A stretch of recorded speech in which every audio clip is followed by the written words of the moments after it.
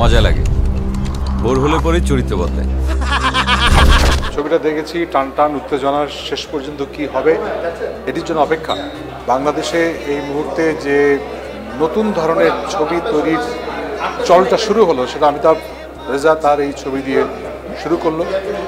সব মিলিয়ে একটি অসাধারণ অভিজ্ঞতা, এবং আমি মনে করি যে কোনো দর্শক না দেখলে আসলে এটা মিস করবেন। সবাইকে হলে গিয়ে ছবিটা দেখা উচিত।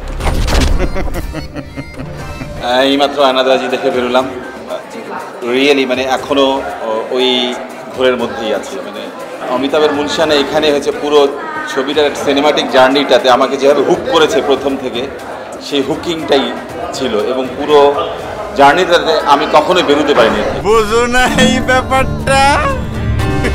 খুবই ভালো লাগলো চলচ্চিত্রটি দেখে, এবং আমার একটা কথা আমি বলছি এখন, সেটা হচ্ছে যে এই চলচ্চিত্রটির এই সময়ে খুব দরকার ছিল, আরও ভালো দিকে এগোচ্ছে।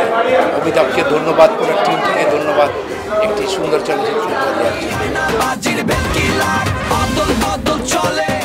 অসাধারণ একটা মুভি, ব্রিলিয়েন্ট স্টোরি টেলিং, অসম্ভব রকমের ভালো একটা স্টোরি, এবং অ্যাক্টিং ইজ ফ্যাবুলাস। বিশেষ করে চঞ্চল, ইউ আর সুপার। আপনারা যারা বিশ্রাইতেছেন, মুই কিন্তু হ্যাঁ না, এই শহরে আপনার মতো ক্রিমিনাল একটাও নাই।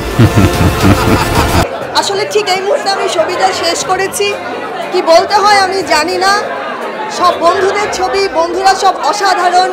অনম বিশ্বাস, গাউসুল আজম শাওন যা পয়দা করছে সেটা অসাধারণ। সবাই ছবি দেখুন, আয়নাবাজি দেখুন, একটা সম্পূর্ণ ছবি। বৃন্দাবন দা ছোট্ট একটা অ্যাপিয়ারেন্স কিন্তু অসাধারণ করেছেন। উনি অভিনেতা, উনি ভালো করবেনই।